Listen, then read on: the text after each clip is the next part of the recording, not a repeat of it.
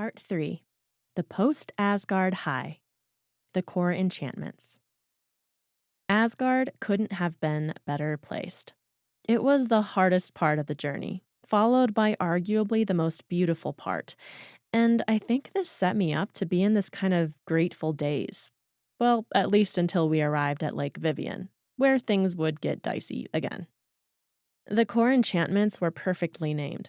Pretty much immediately after making it up Asgard, we started to feel as though we were on another planet entirely.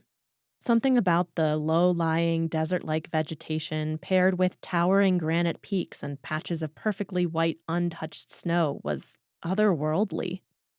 Thankfully, here in this other world, we could be in this pleasant daze without getting lost because the path was relatively straightforward. We would soon have to don our microspikes and traverse some sections of snow, but it was a trade I was willing to make not to have to scramble again for a couple of hours. Plus, the cairns here got a fancy new update from the ones below. Next to each stack of rocks was a tall, skinny piece of wood, making route finding a piece of cake.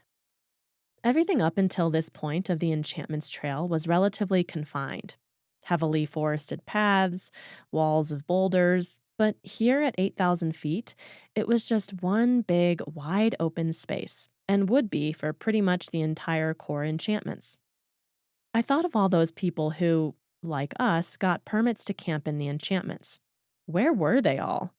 The sense of being in the true wilderness was palpable.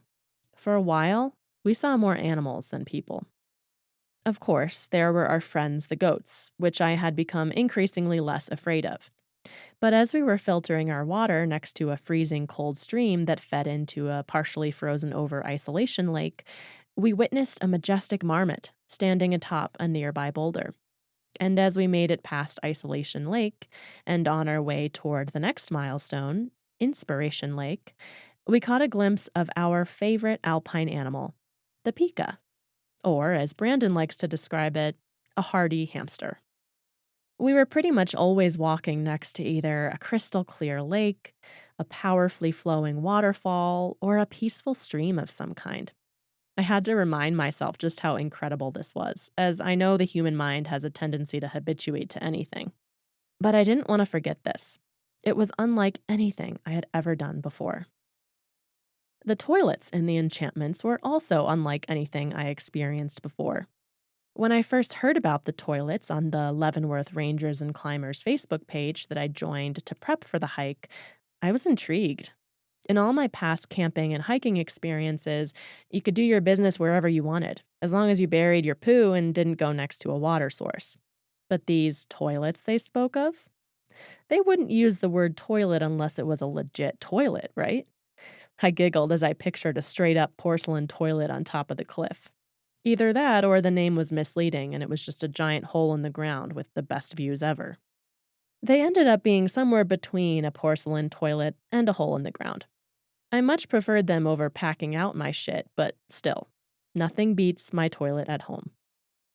Soon after passing Isolation Lake, we met Brian, who would become one of our trail friends on the enchantments. I've acquired a handful of trail friends in my 28 years. A trail friend is, by my definition, someone who you meet on a specific trail, usually a long one, who you only ever interact with on that trail, and who you have an ongoing interaction with beyond, hey, or do you know which way the trail is? When I slack packed the Rota Vicentina in Portugal last year, I made trail friends with a German couple when I saw the beginnings of a storm rolling in and didn't really feel like being alone. They taught me some German words related to weather, and we ended up walking a good distance together. Later on, toward the end of my journey on La Rota, there was a group of three Spanish girls who became my trail friends. We talked about how stressful it is to be in your late 20s and not know whether you want to get married or have kids or not. On the Camino del Norte in Spain just a few months ago, there were a few different trail friends my dad and I made. A guy from Singapore and a French comic book enthusiast from Angoulême. And when Brandon and I were hiking in North Cascades National Park a few weeks back, there was a group of very outgoing Indian men who we ran into several times, one of whom thought Brandon was Jude Law. I find trail friends interesting for several reasons. Despite the transient, often superficial nature of a trail friendship, these relationships have always been memorable in my life. I can't recall what I had for lunch yesterday, but I can tell you exactly where we were when we met Brian on the Enchantments. I can recount most of what we talked about, which was nothing remarkable on its own, and I can even remember how I was feeling at the time. Why? Well, I think because on long journeys in remote areas, people signify safety and connection. These are needs that we always have, but they're more obvious in rugged conditions when we don't have the luxury of our day to day distractions and comforts. There's an unspoken camaraderie amongst trail friends. We have a common goal to reach the end of the trail and to enjoy the process. Tonight around midnight, we should be able to see the northern lights, Brian told us, nodding his head toward his full frame camera attached to his pack. I plan to get some photos if it's a clear night. We look out for each other. Let's wait for Brian before we keep going, Brandon said to me after he and I descended a tricky downhill section of snow that Brian was just getting started on. Whenever I interact with a trail friend, I'm reminded of how I want to interact with everyone, whether I'm on a trail or not. After reaching Inspiration Lake, the sun was starting to set. This was simultaneously glorious and a bit frightening. It was glorious because you can't beat hiking at sunset in one of the most beautiful places in the world. The sun illuminating Prusik Peak in front of us, creating perfect lighting for outstanding photos, was just amazing. And frightening because, well, we aren't super experienced backpackers, and we really wanted to set up camp before dark. We weren't sure what camping areas and snow lakes would be available, and we didn't want to be searching around in the dark. It was starting to look like getting to Snow Lakes before dark wouldn't happen, but we held out hope, at least until Lake Vivian. Lake Vivian was rough in every sense of the word. It was unlike any of the other lakes that we'd passed. Just getting there from Leprechaun Lake was a journey in and of itself. We had to cross a stream, which was nothing we hadn't already done that day, but this one was rushing faster and the water was way higher. We made it to the other side without being picked up by the stream, but let's just say socks were soaked. Then, to our dismay, we started going up again. There were boulders to climb again, and these ones hugged the side of a cliff this time. Have you ever climbed up the side of a cliff under a full moon? I now have. We had come to the conclusion that despite still being within the core enchantments zone, we were going to have to camp here at Vivian, the last major lake before arriving in the Snow Lakes zone, but still 1.5 miles away. And as we would learn the next day, it was basically 1.5 miles of, do you see the next cairn? And can you help me down from here? We passed the first human in what felt like hours after descending down closer to Vivian Lake. Hey guys, no campsites here, but I think there's one up there, said a friendly guy from the group of 6 that won the walk up lottery. He pointed up about 100 feet.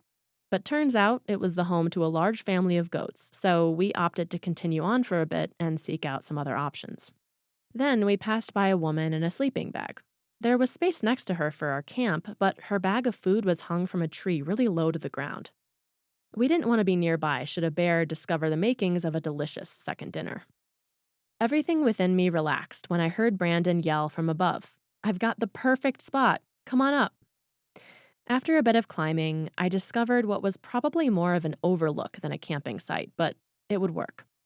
We were once again at the top of a cliff overlooking an almost purplish Lake Vivian, the full moon glowing above. It was one of the more difficult camps we've set up. 2 of the stakes were impossible to lodge into the ground due to the fact that we were partially on a boulder. Thankfully, we used the abundance of rocks to our advantage, placing them inside the tent to support our shelter. After our tent was set up, we had a European-style dinner, meaning we ate dinner at 9:30 p.m. It was an undesirable medley of dry salami, crackers, and peanut butter, accompanied by increasing wind speeds. It wasn't until we got inside the tent and laid down that we realized just how windy it really was. Were we going to be blown off the side of the cliff? Unlikely. But we were obviously not going to be getting any sleep, given that the 35 to 40 mile per hour gusts were loud, not calming down at all, and increasingly giving us the impression that the tent could rip at any moment. We tried moving the tent a bit so that it was partially protected by a boulder, but the wind was making more of a swirl than coming in one predictable direction, so it was clear we would have to get more creative. Eventually, we came to the conclusion that if we wanted to get any rest and be able to hear each other speak, we would have to find another campsite. Thankfully, we made do with what was previously our pea spot. We worried we'd wake up to mountain goats licking our tents in the morning, but honestly, that was preferable to staying up top on the cliff, exposed to the wind and enduring a sleepless night. This spot wasn't exactly flat, but thankfully there was plenty of vegetation to protect us from the fierce winds of that evening. We set up our tent once again, and this time, for good.